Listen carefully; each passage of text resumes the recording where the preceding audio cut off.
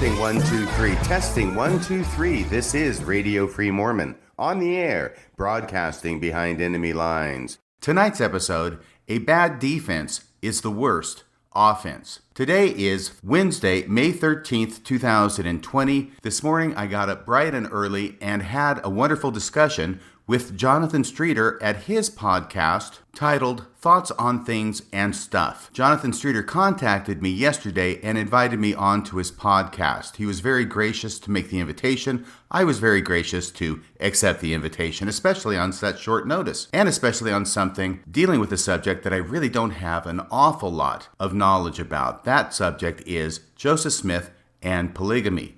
But in preparing for today's podcast and the interview with Jonathan Streeter on the subject, as well as during the course of the podcast itself, I learned a lot of very interesting things and found a lot of what I hope are interesting things to say about the subject. The podcast, as it turned out, went for 3 hours. Yes, 3 hours of me and Jonathan Streeter talking about this subject. So my plan is to take that 3 hours, cut it up into 3 parts, each an hour long, and release these as podcasts on Radio Free Mormon today, tomorrow, and on Friday as well. It is a little bit overwhelming to listen to all of this in one sitting, 3 hours. It was a little overwhelming to me just to participate in it for 3 hours. I found that I got a headache by the end of it trying to keep track of all the intricacies and all the relationships and all the dramatis personae that were involved, even in this one incident related to plural marriage and Joseph Smith. And the specific incident has to do with Joseph Smith's marriage to the daughter of Newell K. Whitney and Newell K. Whitney's wife, Elizabeth Whitney, and that daughter's name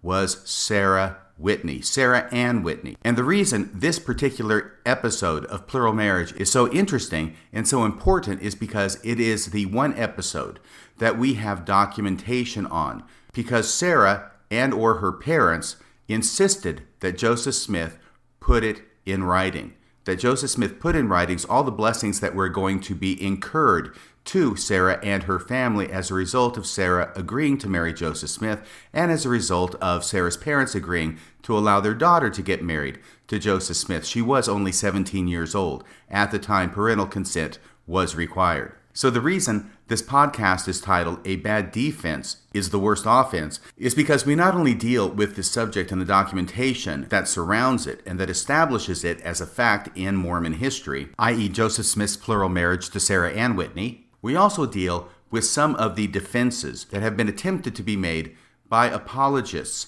for Joseph Smith, primarily defenses that have been made by Brian Hales in order to justify Joseph Smith in these practices. And I think that by the time we're done with the 3 hours, we examine a lot of those defenses that are put forward by Brian Hales and others. We conclude that they are in fact not good defenses, they're bad defenses, and therefore we came up with the title that A Bad Defense is the Worst Offense. Obviously taking a little poetic license there, because the worst offense is actually doing it in the first place. The worst offense is what Joseph Smith did. It's not as bad to try and justify his aberrant and abhorrent behavior, as Brian Hales does, but it's still pretty bad nonetheless. So here we go with the first of a 3-part podcast, Radio Free Mormon and Jonathan Streeter together again for the first time. Play the tape.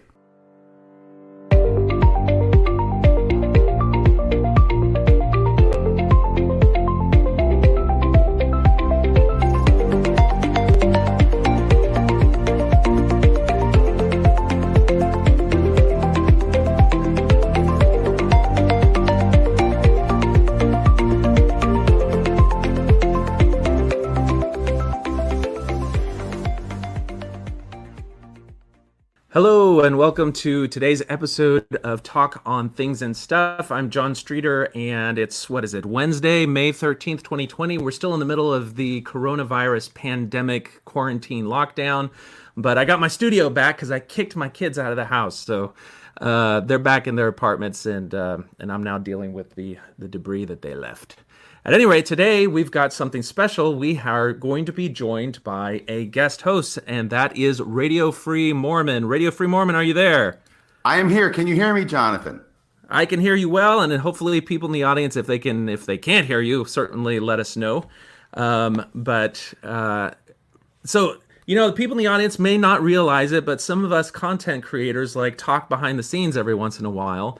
And I've always enjoyed being able to hear from you or give you a call and kind of bounce ideas off of you. And there was something that came up in the middle of a conversation recently in the Mormon historians group that I felt like I needed to get your opinion about because it concerned a legal matter. And so that's why I gave you a call, and you were gracious enough to join us here. Now, before we get started, though, I want to make sure that anyone watching my channel is aware of what's going on at Radio Free Mormon. Tell us a little bit about what you've been doing in the quarantine lockdown. Well, what I've been doing is now for the past 8 weeks, I've been putting up a new podcast at radiofreemormon.org every weekday. And this is going to be my podcast for today. I'm not sure how we're going to work this out, but this is going to be it, Jonathan. Okay, no, that's fine. I'll send you the audio when we're all done. Certainly, if you're stuck at home and you're trying to figure out what to do and you just want to have just a phenomenal exploration of some of the themes and processes that people go through as they are in the church, are discovering the truth of the church and escaping that type of control over your life, then listening to Radio Free Mormon, there's very few things that you can do that's more enlightening and entertaining, because you've got a great sense of humor that you always inject into things. So I'm going to embarrass you with that. Yes, quite embarrassed. Glad you can't see my face. I'm blushing. All right. So I'm joined by Yugio. I don't know how he got through the cage, but he's here now. So you're probably going to hear some whimpers and stuff from him. So if not for what me. I thought... what I thought we would do, RFM, is kind of go not at the point at which the reason I called you happened, because we're going to get there, and it's an important thing that I want to explore and hear your opinion of. But we're going to kind of back it up and we're going to cover some of the material that actually gets there. And I titled this particular episode, Defending Joseph When the Best Defense is the Worst Offense. Basically, because I want to look, when we explore how defenders of Joseph raise arguments and try to get you to accept the excuses that they put forth for why what Joseph did was just not that bad, or why we should accept it, it kind of demands something of you when you go down to the root of it. And so when we get there at the end of this journey, we just want to kind of step back and say, what is this demanding of us? What is this, is what they're asking of us a good thing or not? But does that sound good to you? We'll start with the story of Sarah Ann Whitney and her betrothal. So let me bring up the right tab. If we go to there. While you're bringing that up, Jonathan, I have to take full responsibility for the late start of your podcast today, because that was totally my fault. I'm technologically challenged. It's also why there is not an image, even a logo, for me up on your podcast right now. Oh, that's okay. No worries about it.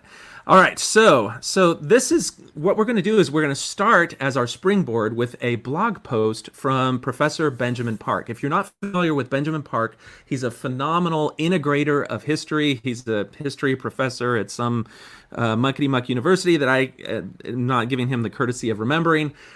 He recently came out with a book about Nauvoo that he was inspired to write after reading the Council of 50 minutes, which were released. But in preparation for that book, he would occasionally share some snippets of history as he was reviewing the events of Nauvoo. And one particular chapter in that history was brought to life when the Joseph Smith Papers Project released a scanned copy of a blessing that had been given to one of Joseph Smith's wives in his own handwriting. And it was that release of that digital document which inspired this post. So we'll put a link to it in the description. The name of the post is Joseph Smith, Sarah Ann Whitney, and the Familial Dynamics of Nauvoo Polygamy. It was posted in October of 2017. And what we'll do, RFM, I think initially, is I will read it. We can pause as we need to talk about some of the principles and the ideas here, and then at the end we'll see where this goes from there. Does that sound all right? That sounds great. By the way, Benjamin E. Park is assistant professor of history at Sam Houston State University. Excellent. Thank you for giving me the background on that. That's okay. Right. Google is my friend. Okay, so let's start out. So Sarah Ann Whitney grew up knowing and revering Joseph Smith. The Mormon prophet. Her parents, Newell Kay and Elizabeth Ann Whitney, were some of the Smiths' earliest converts. Newell soon became the second bishop in the church, and Elizabeth was one of the founders of the Female Relief Society. In Nauvoo, the Whitneys were royalty.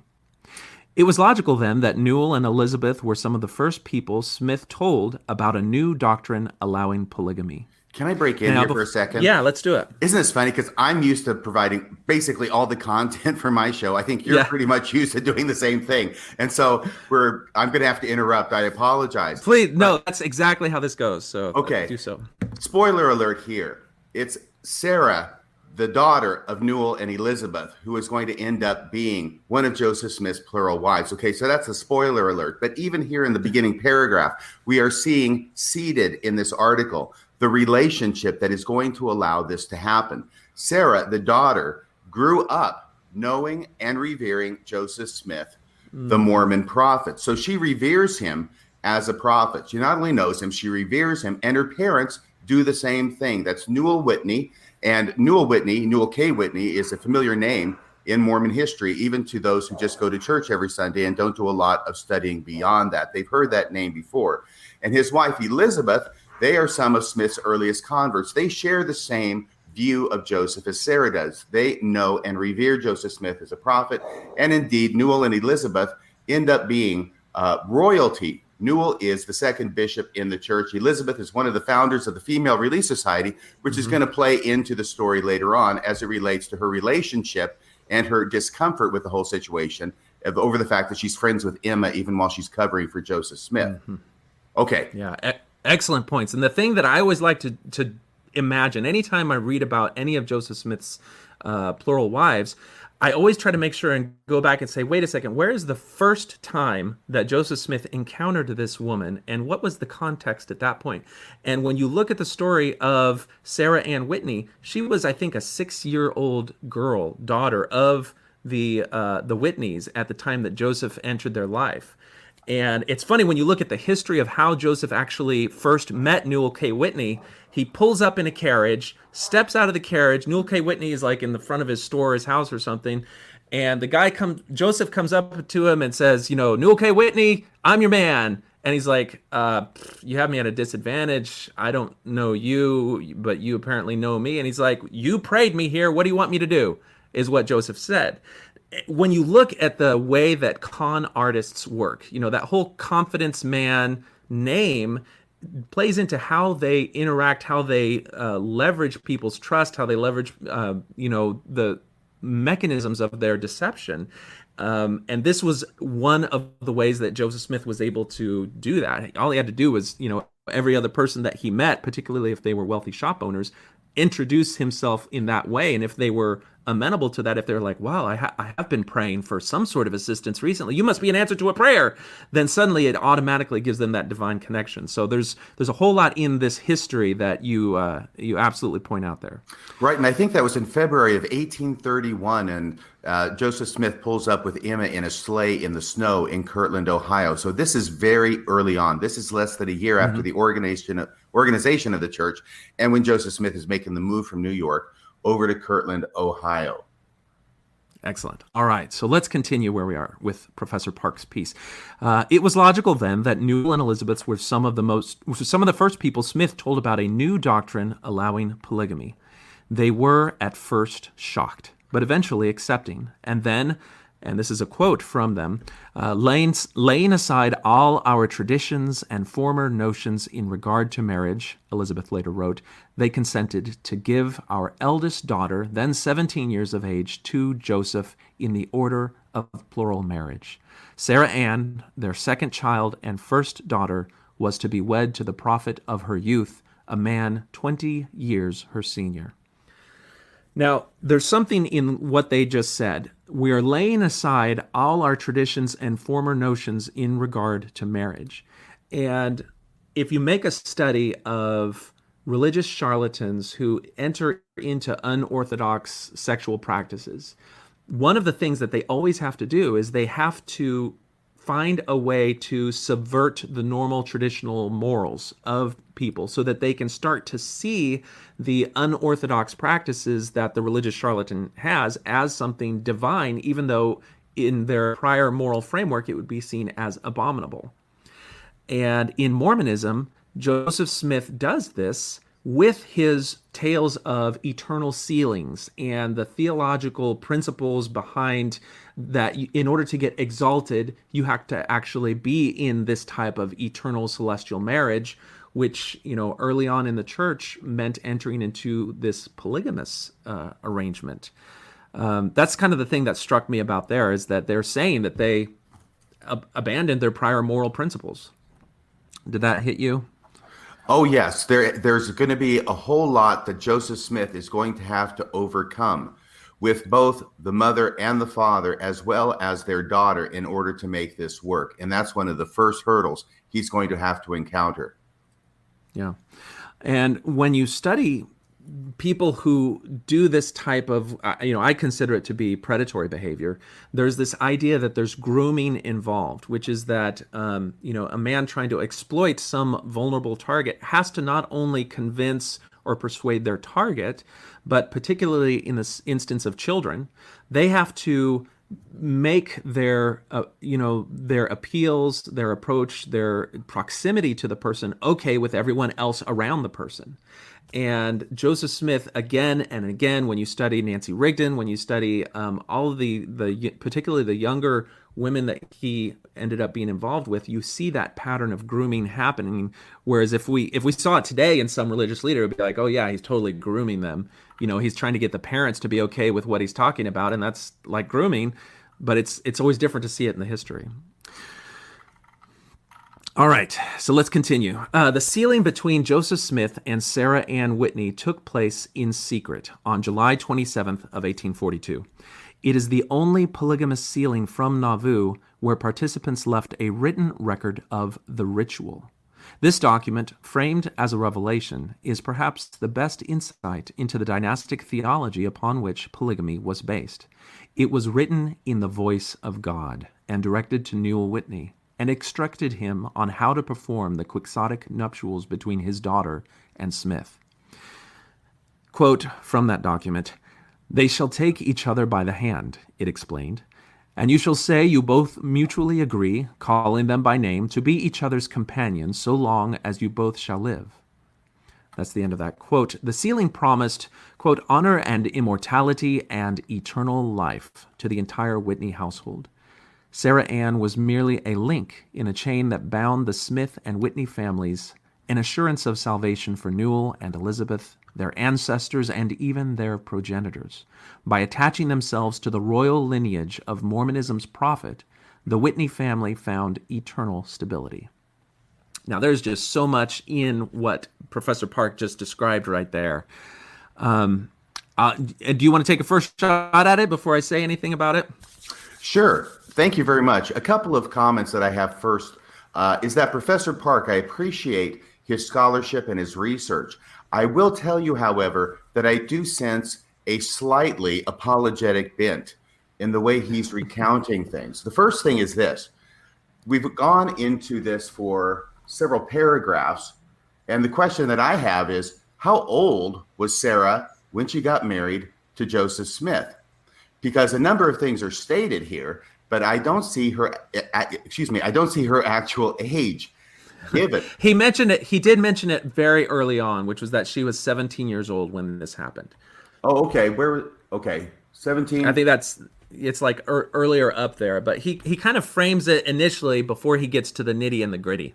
Okay. Well, then let me put that to the side and say that there's one word in this paragraph that you just read that leapt out to me, and that is the word merely. I don't know if you had the same reaction to that as I did, but what he says there and what you just read was that Sarah Ann, this 17-year-old girl that Joseph Smith is now marrying secretly after he has wrung the consent out of her weeping parents, Sarah Ann was merely a link in a chain that bound the Smith and Whitney family. Mm-hmm. You see, Sarah is not merely the link in a chain, at least not from my point of view. She's the entire point of this whole thing.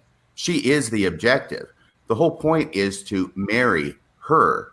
So I don't see her as merely a link. in a chain. I know a lot of people will talk about how Joseph Smith wanted to form dynasties and familial organizations and things like that. Later on, Professor Park's going to say he lusted for kinship and all this kind of nonsense. Like Joseph Smith was an orphan or something and he didn't have any family of his own, like he didn't have a wife and kids. No. And a house full of foster kids. Yeah, I guess full of foster kids. He was marrying them. So the field is white, all ready to harvest. But this whole idea about merely a link in a chain that bound the Smith and Whitney families, the thing I think about is this. Okay, look, if Joseph Smith wants to have kin, and if that's really his driving force, why doesn't he just have Sarah sealed to him as his daughter? Okay? By the same means, her parents become part of his family. She becomes part of his family. His lust for kin is satisfied. But I think that because he wanted her for a wife, and that's what really he was after. She's not merely a link. So what I see is it's not so much his lust for kin as his lust for Sarah Ann Whitney. Now, I can see that you're falling into one of the classic, anti-Mormon blunders, which is that you are assuming that polygamy is just about sex. And, Brian Hales is very fond of criticizing people who would start a conversation with what you just said. Why in the world do you think this is just about sex? Did you not hear about dynasties and eternal exaltation? Like, those were in there too. I know there are always the justifications, but here's what I have to say to that, Jonathan. A person doesn't have to you don't have to marry a girl not to have sex with her. Okay, well, but the thing is, sex is part of it because remember it's to eternal seed and progress. At any rate, yes, sex is a reason, but there are other reasons. I mean, how was Sarah Ann gonna get to heaven? I guess she could have gotten married to somebody else. I don't know. It's weird because when you listen to them talk about today, women are worried about eternal polygamy in the life hereafter. And you'll hear apologists say, well, no, don't worry about that. If you're sealed to an abusive man on earth, in the hereafter, they'll just break that seal and you'll get sealed to somebody else. Okay, well, if that's true, then why in the world is Joseph Smith racing to get sealed to all of these other people back in the day if they could get sealed in the future if it was really, really necessary? There's just so many inconsistencies in this, but you're compelled to accept them. Now, I want to stand up for Professor Park here because one of his brilliant moves, I think, in both the marketability of his books as well as his discussion is you'll read his books and you can't tell whether he's really a Mormon, faithful Mormon defending or somebody who's just laying it all out there. He does a really good job of walking that line. I agree with you. There is a bias here towards a faithful perspective, particularly, and for me, it wasn't the word merely that stood out in that, but it was the chain and the link in the chain. Basically, she's just a means to an end that Joseph had, and it wasn't her sparkling personality. It wasn't her, all of the rich aspects of her individual character and identity that Joseph Smith lusted for or wanted. It was a very carnal thing, and that's reflected in how much time, how much involvement in her life he would eventually have, the same with any of his other plural wives. Now, before we go any further, there's a line we're going to encounter later about lusting for kin, but that is just an illusion, and I think Professor Park is signaling to people who are in the know that he's familiar with Bushman's book, because that's a line that Bushman used, saying that Joseph Smith wasn't really lusting for sex or anything. He was lusting for kin or kinship or these familial ties. And, you could say that about any religious charlatan who used a theological framework with appeals to divinity and piety and righteousness. They're not lusting for sex. They're lusting for the familial bonds of spiritual brotherhood. It's essentially sex. All right, so let's keep going here. Okay, so, and the other thing is, Whitney family found eternal stability. When you are part of a closed group on the frontier of America, and there's this charismatic leader who literally speaks for God, who can cast you down, who can make or break you based on their word alone, it's always safer to be on their good side. And if you can not only be on their good side, but be somebody that they depend on, rely on, keep their secrets, then your position in that group is safe. There are material benefits that the Whitney family gets from allowing Joseph Smith to take their daughter, from being in his closed circle. And this may sound like, oh, you just want to find everything wrong with Joseph Smith. You can, but just go and look at any other group. You can read, if you go right now and search for the People's Temple or Jim Jones or Jonestown on Google, there's a website that is an academic website where they've recorded and transcribed Jim Jones talks, as well as stories and accounts from survivors of the People's Temple. And the things that they'll tell you is that people wanted to be close to Jim Jones. They allowed him to take advantages in their personal life that they would not otherwise have allowed because of the secondary benefits that they got from being within his inner circle. Those dynamics exist in these types of totalistic organizations, and you can't deny their influence on the people around Joseph Smith, who ended up offering to him their daughters as part of his practices. Right, and essentially what Newell and Elizabeth Whitney end up doing is trading their 17-year-old daughter in exchange for eternal life. Exactly. And we'll get to that when we look at the actual revelation, but this is the same dynamic that I find so offensive when we look at the story of Helen Mar Kimball. You know, yes, she's 14 and he's 38, and that age disparity is really smelly and really stinky, but the thing that is more offensive even than that is that she initially refused the idea, and it was only after Joseph brought this idea that by accepting it, you will guarantee the salvation and exaltation of your entire family. That then is a burden placed on a young child that they are now responsible, based on whether they accept the prophet's proposals, for the salvation of their entire family, which, having been raised in that religious paradigm, is, you know, all of these people were yearning for a sense of security about the hereafter, because that's the entire religious world that they have. And so that's just a huge amount of pressure. I consider it ecclesiastical abuse. And it's part of this as well. Well, I think it's inexcusable, that kind of pressure to put on anybody, especially a child, to say, you need to marry me or your whole family's going to hell, basically.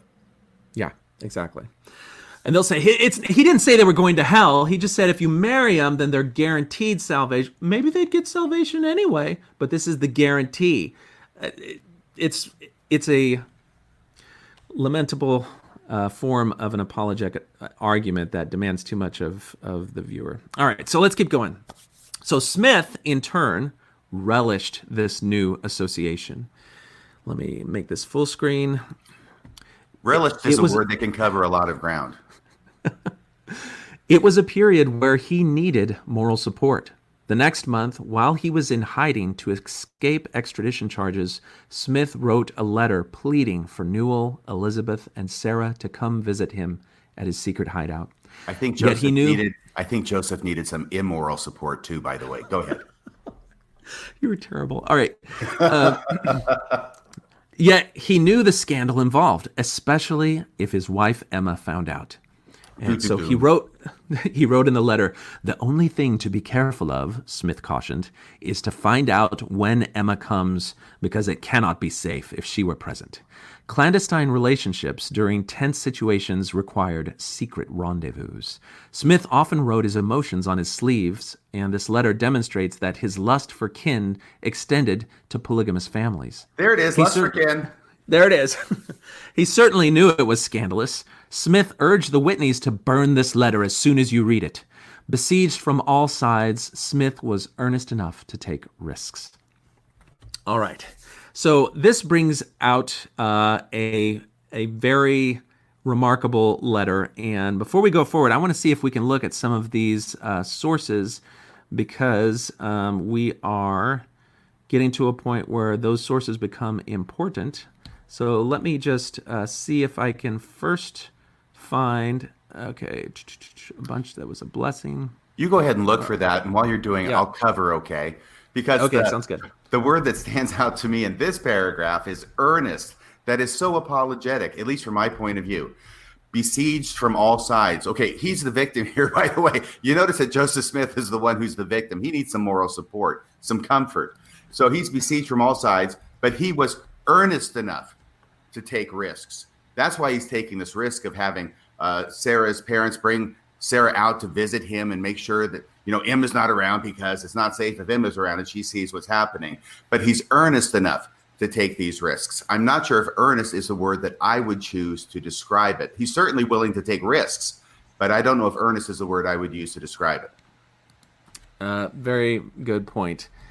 But the thing is, you'll hear this all the time. People defending Joseph are willing to bend over backwards in every rhetorical and principled way in order to preserve Joseph Smith's character and his worthiness as a prophet.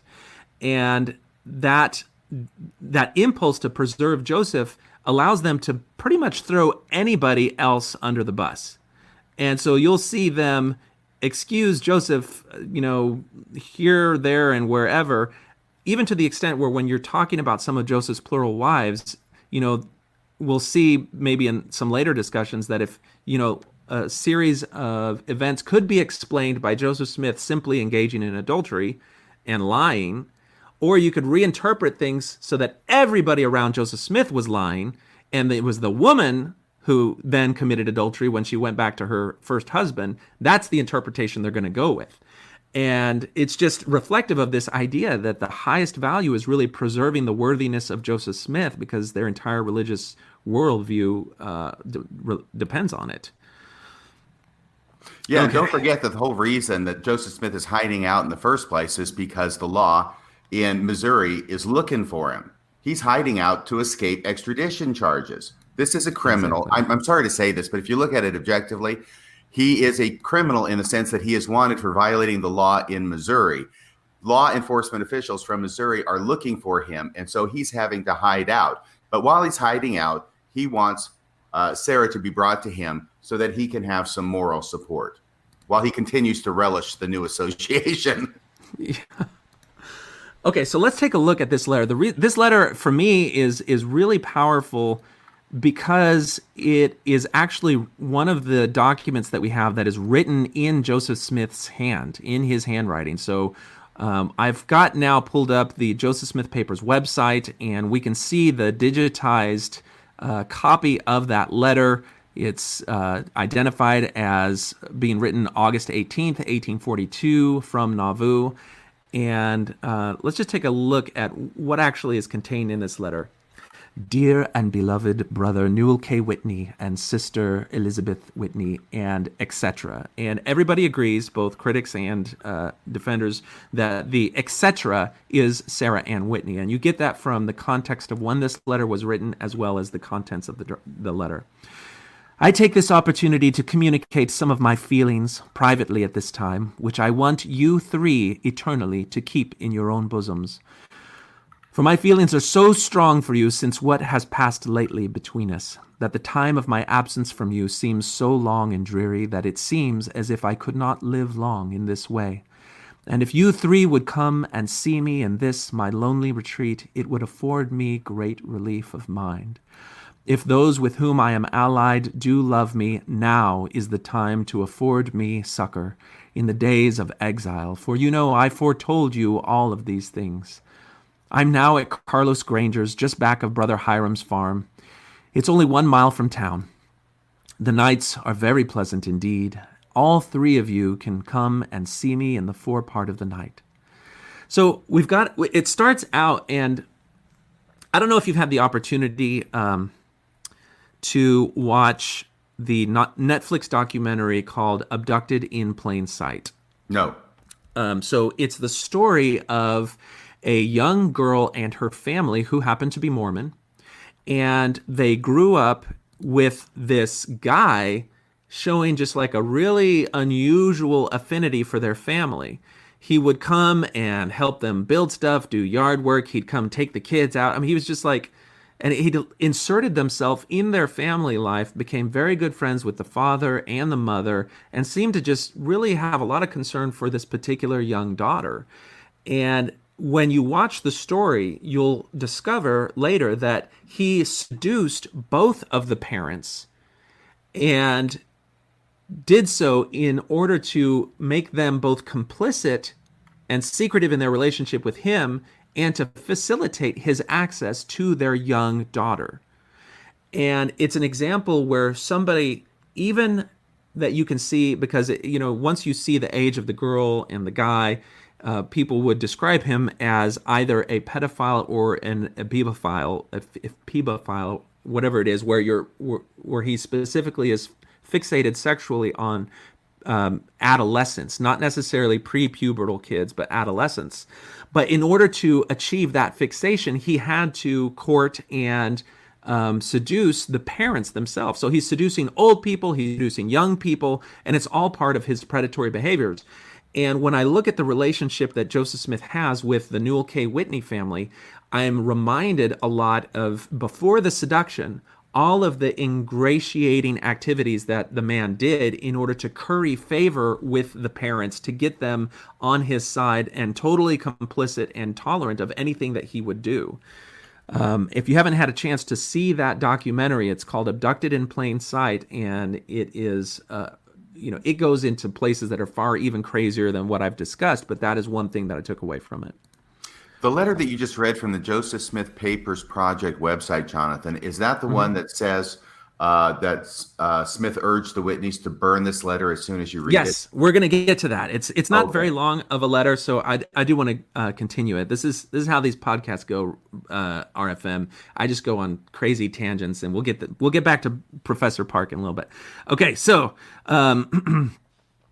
Okay, so he's telling him where he is. He's hiding out in Carlos Granger. If we were to see L. Ron Hubbard, he took to the seas and hid out from government authorities. We're like, oh yeah, the guy's totally a criminal. He's trying to escape being caught. We take Jim Jones. He flies his entire group off to Guyana to escape the the legal authorities in America. Oh yeah, he's totally on the lam. He's trying to escape stuff. But Joseph Smith, no, he's persecuted innocents. He's hiding because those mean people just want to try to tear down the truth. Right. And I bring that up about him being on the lam and a criminal. And I actually feel bad when I'm saying that, because I'm talking about Joseph Smith. I mean, I revered him as a prophet as well for a long period of time. And I know that we've got excuses for him. We got excuses for Joseph all over the place, right? It's a wonderful thing to be a person who is revered as a prophet, because you don't have to make excuses for your aberrant behavior. Your followers will make them for you. And that continues up to the present day with Mormon apologists. They're making excuses for Joseph all over the place. They're making excuses for the LDS Church all over the place. President Nelson can sit back, put his hands behind his head, and put his feet up on his desk and just let them do the heavy lifting for him, because they're more than willing to do it. But I'm just pointing out that in this one paragraph, Professor Park mentions the situation and the context, and we actually are in a place where now we have to start making multiple simultaneous excuses for Joseph Smith, that he's on the lam, he's hiding to escape extradition charges, so we have to make excuses for him there. Well, he's not really guilty. He's being harassed by the legal authorities in Missouri for no good reason. But at the same time, he's having Sarah and her parents come out to visit him so he can have, what was it? It said something about relief of mind. That's what you read in the letter. Relief of mind. I'm not sure if it was only his mind that he wanted relieved. And afford him succor. And I'm not even going to go there. But I thought it too, just if it makes you feel better. Okay, so and then he describes he's inviting them to come and visit him in his loneliness. And I can relate a little bit to the lonely. I feel socially isolated with this whole coronavirus lockdown. And, Joseph Smith here, he's socially isolated in Carlos Granger's farm. But he describes it's going to be really great. I've got a nice, comfortable room you can be in. And so that's the next part of it. It's Jonathan, yes. He's alone. He needs comfort. Why doesn't he ask somebody to bring Emma? Well, no, Emma's going to come, but you got to make sure you come when Emma's not here. And it's, the question you just asked is brilliant, which is, if he's alone and he needs comfort, why is he writing a letter to this guy? And let's say that he wanted the comfort of his friend. Let's say that Whitney and Smith were just best buds. I've got a friend that, I hang out with. I give him a call. I always check up on how he's doing. I want to know how his grandkids are or whatever. But I call him. I don't call, any child that he may have. But that's, for some reason, he needs relief and succor that only the daughter can provide. And the daughter can't come alone, so he's got to have the parents with him. But the nights are very pleasant indeed. Let's continue reading here. You should be reading this as the angel. All three of you can come and see me in the forepart of the night. Brother Whitney, come a little ahead and knock at the east corner of the house at the window. It's next to the cornfield. I have the room entirely by myself. The whole matter can be attended to with the most perfect safety. I know it is the will of God you should comfort me now in this time of confliction, or not at all now we're going to go to the next page, is the time, or never. But I have no need of saying any such thing to you, for I know the goodness of your hearts, and that you will do the will of the Lord when it is made known to you. So I want to stop there because it didn't occur to me that he's using the voice of God to manipulate them. Mm-hmm. He's saying, so he's the prophet. They revere him as the prophet. He's saying, it is the will of God that you come and visit me and bring your 17-year-old daughter to whom I'm secretly wed and knock at the door. And it can be attended with the most perfect safety because guess what? I have the room entirely to myself. Now, why is he saying that? Very good point. Well, and he's now probably or saying never, by the way. Go ahead. Now it's probably now or saying never, Jonathan. Yeah, it's because Carlos Granger is probably not in on the secret dealings, and so he's probably trying to put their mind at ease that he's got the room to himself. It's a rear entrance to the house, and so they don't have to worry about being discovered by Granger and then rumor spreading because they can see him. It'll be totally private. And okay, so let's say you're right, okay, because I think that's the most charitable interpretation of what it is he's writing. Why is it that they have to worry about Granger, right? Unless Joseph Smith is going to be acting in such a way with Sarah as it would be obvious that they're more than just friends. That's a good point. I'm trying to think, because I've had discussions about this letter with people who are trying to defend Joseph, and the common argument they get is, you guys, the feds were watching Emma because they were trying to find out where Joseph was. So when he says that you got to avoid Emma, they're just trying to protect Joseph. So before we talk about that, though, let's get to the next part because it bears directly on what you're talking about. So I think you've already read where he says is to find out when Emma comes. In other words, that's right where I stopped because go ahead. That's fundamentally a different thing. So he's already said, I've got the place to myself. The Lord said you can come, and it's now or never. But I know you'll do what the Lord says because you're a good guy. And then, but when you come, and this is where we continue. The only thing to be careful of is to find out when Emma comes. Then you cannot be safe. But when she's not here, there is the most perfect safety. Only be careful to escape observation as much as possible. I know it is a heroic undertaking, but so much the greater friendship and the more joy. When I see you, I will tell you all my plans. I cannot write them on paper. Burn this letter as soon as you read it. Are you keep it all locked up in your breasts. Mustache as you're reading this, Jonathan? I'm sorry. It's just like when you in principle take what he's saying, it's like he's plotting and conniving, but it's for righteous purposes. You shouldn't be reading it with the evil voice. But I mean, okay, so he's saying so first of all, if the whole idea was that the feds are following Emma, and we don't want the feds to know where Joseph is, then the principle at play would be Emma's not going to come around because we know the feds are tailing her. And if they're tailing her and she comes to Carlos Granger's house, they're going to be like, why is Emma Smith going to Carlos Granger's house? Oh, Joseph Smith is probably there. So that wouldn't even be an issue because apparently Emma's coming regularly, so she's not worried that she's being tailed there. They're not worried about that. So then the question is, why can the Whitney family not get there When Emma's there, why is it not safe for them? Well, I think you can guess. Well, yeah, because obviously, here's the whole deal, okay? If, as the apologists are apparently wanting to say, Joseph Smith just wants Newell and Elizabeth to bring their daughter, Sarah, out for a friendly visit, like a home teaching visit or something like that, or ministering or whatever we call it now. If that's all it is, if that's all it is, and everything's on the up and up, and there's no hanky-panky going on in the room that he has completely to himself, okay, none of that's happening, right? Then why would it make any difference, first off, about Granger knowing about it? And why would it make any difference if Emma knew about it? Why would it make any difference if Emma's there, if everything's on the up and up? What danger is there? Yeah. Well, see, I'm putting on my apologist hat, which is, RFM, you're so eager to just find fault with the prophet.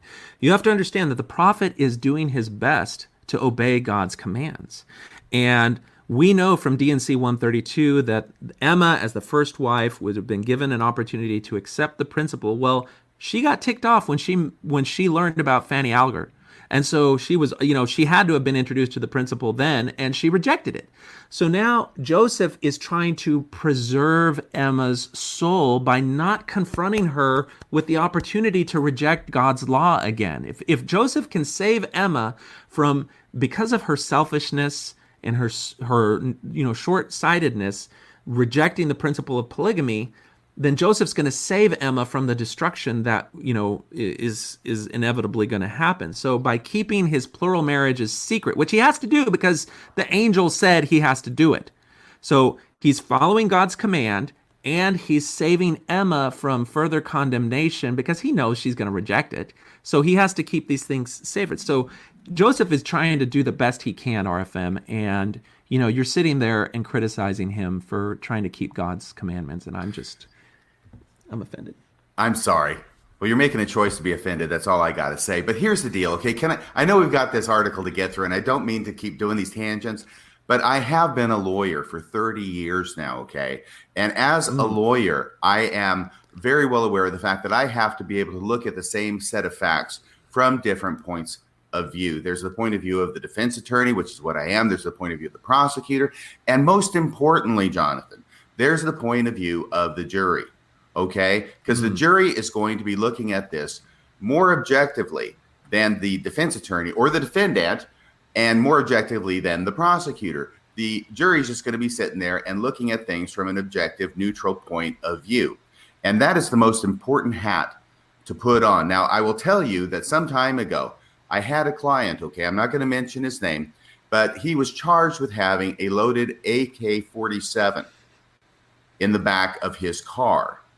Okay, so it's loaded. It's got armor-piercing rounds in it. It's in the back of his car. It's under like a T-shirt or something. And the cops pull him over for something else. They find this loaded automatic rifle in the back of his car.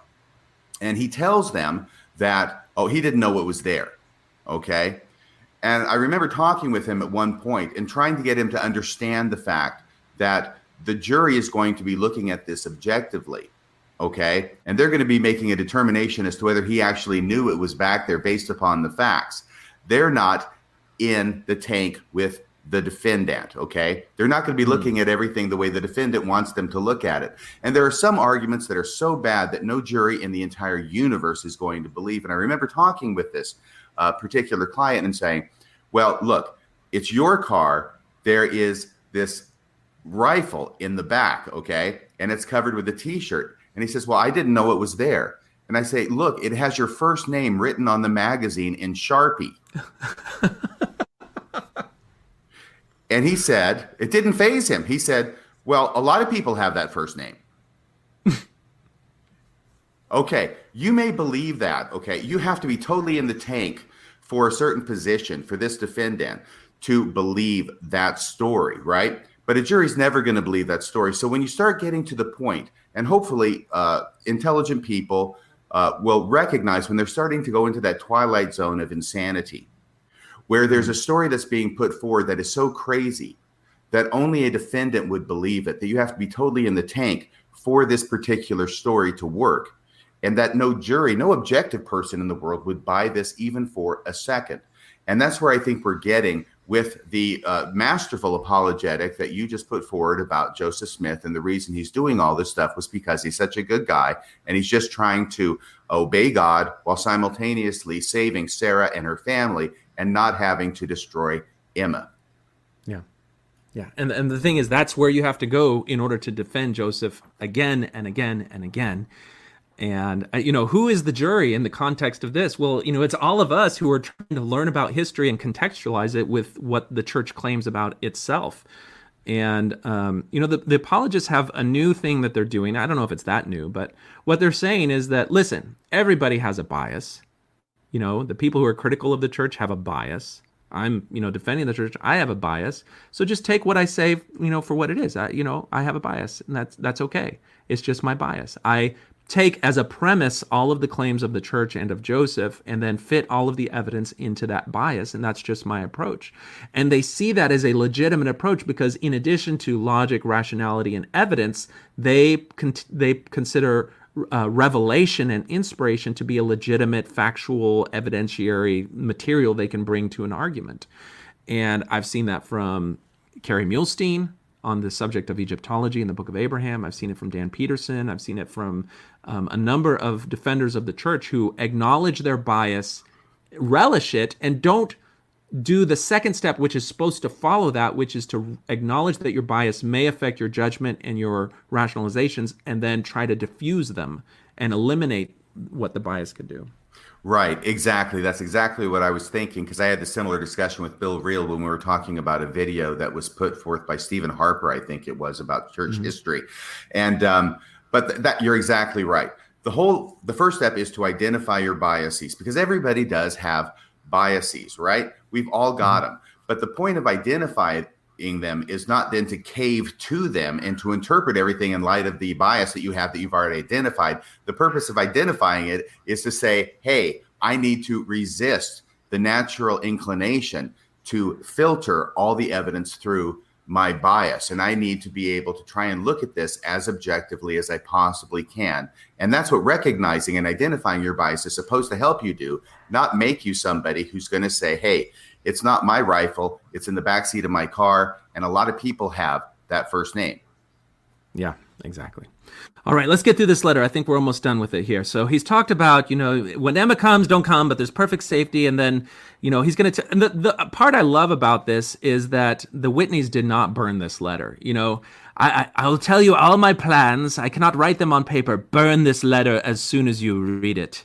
Because I think unless we actually had a letter from Joseph that said burn this letter and it didn't get burned, if anyone, particularly when I was faithful, if anyone said, Joseph Smith wrote letters and he told people to burn them, I'd be like, yeah, right. That's like some sort of crazy, mafia thing. But here it is. Now, I think we'll learn when we get to the end of Park's letter that the Whitney family had a kind of a trust but verify approach to Joseph. Which is like any blessing or boon Joseph would get them, they wanted it in writing, and then they kept it. And it was handed down through their posterity as proof of all of these things that Joseph blessed them. And that included this letter. All right. I agree with you. I see this letter as Joseph Smith's blue dress. Blue dress. That's a Clinton reference. Oh, my God. Okay. All right. Keep it all locked up in your breast. My life depends on it. One thing I want to see you for is to get the fullness of my blessings sealed upon our heads, etc. So, etc. there again is Sarah Ann Whitney. So he's talking there directly to his plural wife. You will pardon me for my earnestness on this subject when you consider how lonesome I must be. Your good feelings know how to make every allowance for me. I close my letter. I think Emma won't come tonight. If she don't fail to come tonight. I subscribe myself your most obedient and affectionate companion and friend, Joseph Smith. And so that's this letter that Park alludes to, written to the Whitney family and daughter. Now, keep in mind, and this is going to become important, the Whitney family has another child who's older than Sarah Ann. Horace. Horace. If he just wants kin, why is he not asking Horace to come? Well, it turns out Horace probably would be opposed to the prophet marrying his 17-year-old sister. No, no And kidding, really? yeah.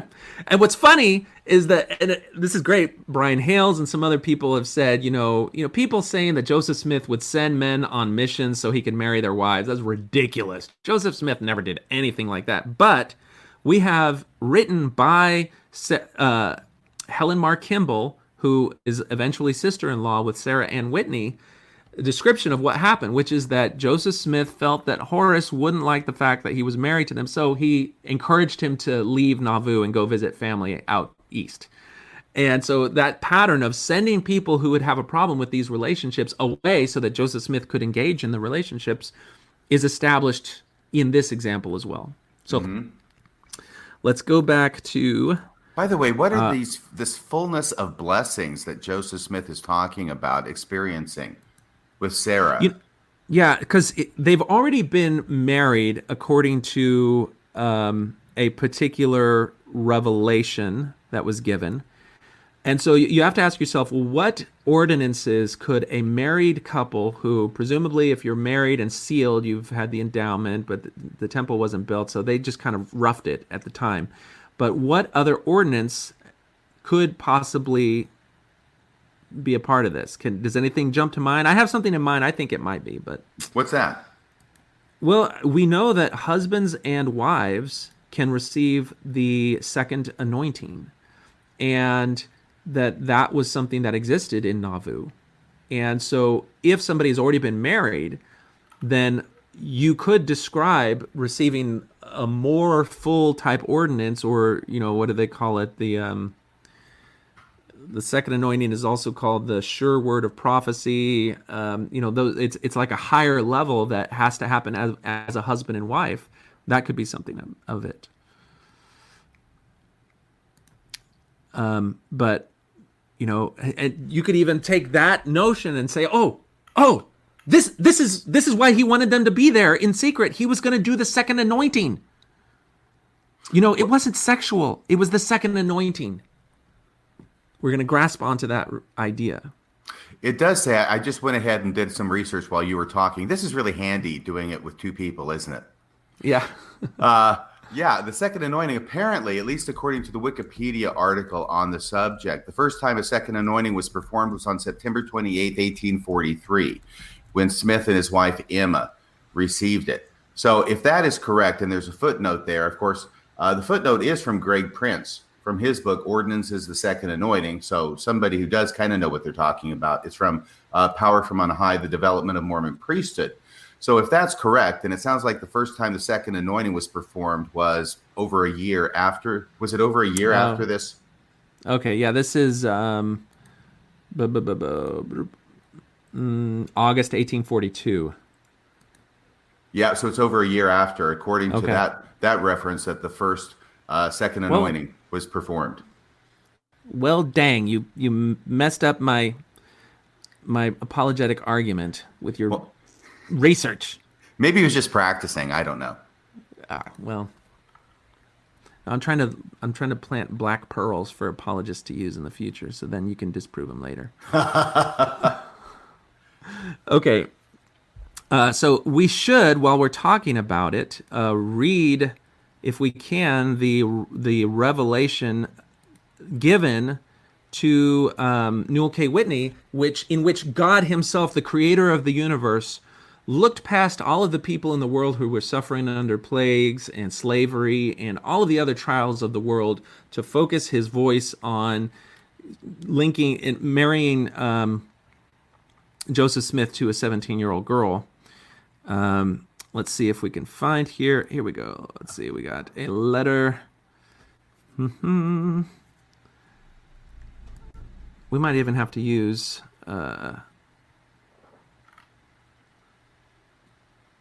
See, this is the sort of thing that I should have had queued up beforehand. This part's not my fault. Oh, Dan. So you can edit this part out if you want to, but I'm going to... Okay, we'll find that eventually. All right, let's get back to Professor Park, because he's so good at weaving a narrative. Okay, so here we go, and I think we left off with, besieged from all sides, Smith was earnest enough to take risks. Yes. Can I read the next part? Yes, please do. All right. But the Whitney... Oh, sorry. I got to make sure on the screen I'm showing the right thing. All right, this is Smith, but okay, here we go. Go ahead, take it away.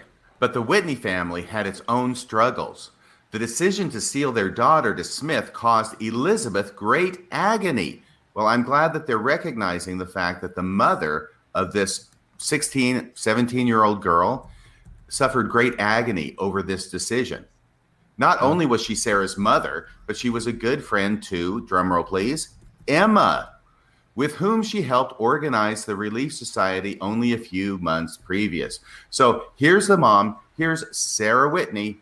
She's giving her daughter over to Joseph Smith to be a plural wife because it's going to ensure their exaltation. At the same time, she's friends with Emma, who she's just gotten a letter from Joseph Smith, presumably Sarah saw it as well, that says, hey, don't come around if Emma's here because then it's not safe. By the way, Emma's not coming tonight, so please come, please come.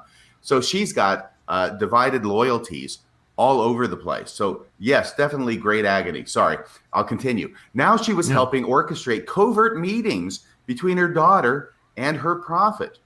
She later admitted, now we're quoting from what she wrote, how bad she felt when Joseph Smith first broached the subject to her. Well, I'll bet she felt pretty bad. I can only imagine how bad I would feel. And I think sometimes it's helpful to me because a lot of times I'm up in my head, Jonathan, and looking at facts and history and blah, blah, blah. But honestly, I did a podcast not too long ago in which I talked about a friend of mine named Sue, who was married to a guy in the temple. They have this family. It's a wonderful Mormon family. He gets into polygamy. He drags her into it, kicking and screaming, but she doesn't want to get divorced, so she goes along unwillingly, right? And she talks about this kind of patriarchal polygamist coming to them one day, the husband and his wife, right? He's kind of a big deal. I think his name was Tom Green or something. I'd never heard of him before, but in these small circles, I guess he's a big deal. And he comes to them, in other words, to my friend Sue and her husband Joe, and says to them, my wife had a dream, okay? And the dream is that your 15-year-old daughter needs to be my polygamous wife. Now, suddenly, when I'm talking about somebody that I actually know, even though it's not happening to me personally, it's not 200 years ago at least, and I'm just going, you have got to be kidding me. How would I feel as a parent if some schmo came to me and said, oh, your 15-year-old daughter, your 17-year-old daughter, your 18-year-old daughter is supposed to be my polygamous wife because it has been revealed in some divine way. And not to me, but to my wife. So it's righteous because women are more spiritual, and I'm not doing it on the sly because my wife's okay with it. By the way, don't talk to my wife. Yeah, don't tell my wife about it. Yeah, Joseph Smith didn't have his wife on board on that one. Exactly. So she later admitted how bad she felt when Joseph Smith first broached the subject to her and how she cried about it, okay? She's crying about it. She's actually reacting the way you would expect a mother to react in a situation like this. She cried about it, but the prophet at last obtained her consent. Okay, so what on earth did Joseph Smith have to do to obtain her consent? I don't expect he was beating her physically, but spiritually, oh yeah. This was an anguishing ordeal. Nor was Elizabeth the only family member to have doubts. Smith asked the Whitney parents to keep the marriage secret, not only from Emma, but from their son, Horace, whom Joseph feared would cause serious trouble. That's quote unquote, he would cause serious trouble. Yeah. This was a hard strain on a family that had already sacrificed much for the faith. Now, honestly, okay, I'm just going to be a human being with you here for a second. Okay, it's not normal for me. I hope you'll forgive me. But honestly, here is Joseph Smith, who has a family that reveres him as a prophet. And he's going to do this to them. He's going to do this to the mom. He's going to do this to the dad. He's going to do this to their daughter. And he's going to do this to their son. This is reprehensible, Jonathan, because as you have more and more power over other people, whether it's religious or political, the obligation grows to not take advantage of that power and have them doing things that are against their will, that they feel morally unconscionable. That's about all for tonight. Until next time, this is Radio Free Mormon, signing off the air.